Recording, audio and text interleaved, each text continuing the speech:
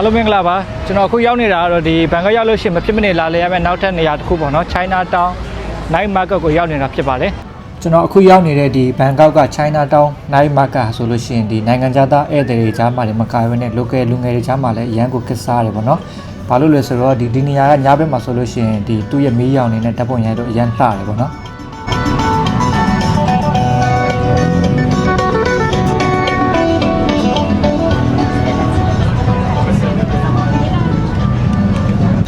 ကျွန်တော်ရောက်နေတာဆိုလို့ရှိရင်ခုညဘက်ဆိုလို့ရှိရင်9 နာရီပေါ့နော်ဒါပေမဲ့လူတွေကခုချိန်ထိစီသေးတယ်ဒါလည်းတဲ့သူတွေလည်းအများကြီးပဲပေါ့နော် foreigner တွေလည်းရှိတယ်ဒီမှာ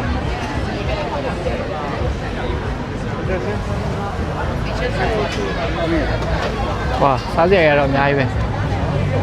ဒီနေရာဆိုလို့ရှိရင်ဒီ YouTuber တွေ travel vlogger တွေကြားထဲမှာအရန်နာမည်ကြီးတဲ့အတွက်ကြောင့်ဒီလာလေတဲ့ဧည့်သည်တွေကအဖြူတွေများတယ်ပေါ့နော်အခုရောက်နေတဲ့နေရာဆိုလို့ရှိရင်ဒီအစားအသောက်တွေတင်ပေါ်တာမှုပဲနဲ့ဒီနိုင်ငံခြားခီးသွွားတွေရဲ့အနာကြီးတွေသူတို့ရဲ့ပျော်ရွှင်မှုတွေသူတို့ရဲ့ဘဝကိုဘယ်လို enjoy လုပ်တယ်ဆိုတာတွေကိုကျွန်တော်တို့တနေရာထဲမှာတွေ့မြင်နိုင်တာဖြစ်ပါတယ်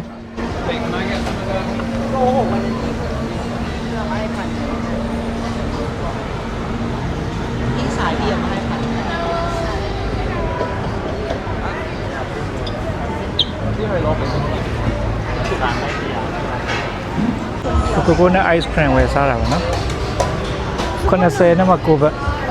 ဆိုတော့ဆိုးပါနော်ဒီမှာပေါ့နော်ကိုကိုနဲ့ ice cream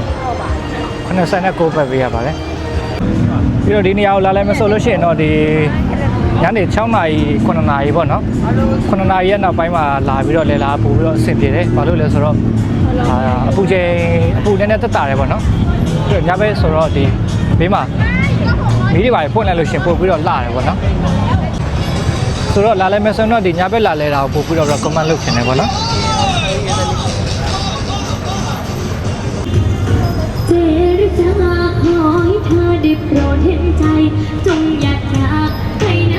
ขอให้เรารักเป็นชั่วนิรันดร์นานๆจะได้เจอคนดีๆได้เป็นฝั่งเป็นฟ้าไม่ไปสักทีได้หลบทันใช้ท้ายปีต้นปีไม่ฝันและใจของฉันจะไม่เปลี่ยนพันก็ได้แต่ห้องเธอจะคิดเช่นกันอยากให้ความฝันได้กลายเป็นความจริงไม่โปรดอย่าใช้รักจากผู้ชาย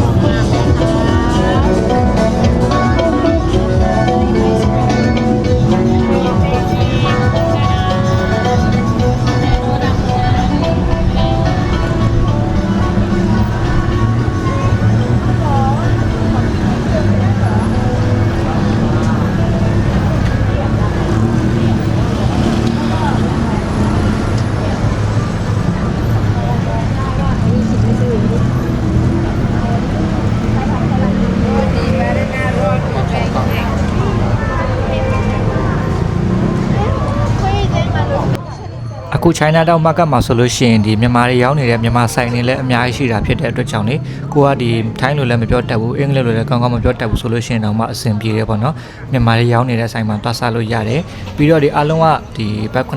80လောက်ပဲဆိုတော့စားရတာလည်းတန်တယ်ကိုကထိုင်းကိုလည်းရောင်းနေတယ်ဆိုလို့ရှိရင်တော့ဒီနေရာမှာမဖြစ်မနေသွားလဲတဲ့နေပေါ့နော်အထူးသဖြင့်ညဘက်သွားမယ်ဆိုလို့ရှိရင်ပို့ပြီးတော့မိုက်တယ်ပေါ့နော်ပြီးတော့ဒီအားလုံးတွေ့တဲ့အတိုင်းပဲလာလေကြားတဲ့သူတွေကလည်းဒီအဖြူတွေငငယ်ချောချောလေးတွေဆိုတော့သွားတာပို့ပြီးတော့အဆင်ပြေတယ်ပေါ့နော်